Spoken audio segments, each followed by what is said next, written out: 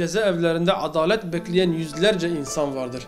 Aileleri, çocukları, yakınları meydanlarda, sokaklarda, caddelerde, mesela birçok basın açıklamasıyla, sosyal medyayla, basın yayın organlarıyla kendi evlatlarının haksız yere kumpaslarla gözaltına alındıklarını, kumpaslarla cezaevlerine atıldıklarını haykırmalarına rağmen, bağırmalarına rağmen en azından adil bir şekilde tekrar bir yargılama süreci başlasın diye bütün emeklerine rağmen maalesef bugün idarenin başında olanlar, hatta yeri geldiğinde işte Hz. Ömer'in söylediği gibi bir dağın başında bir koyuna bir şey olsa onun hesabını da Ömer'den sorur atasözünü de, Hz. Ömer'e ait olmuş olan bu güzel sözü de defaatle tekrarlanmasına rağmen idare tarafından, idare mekanizması tarafından, fakat maalesef yıllardır evlatları cezaevlerinde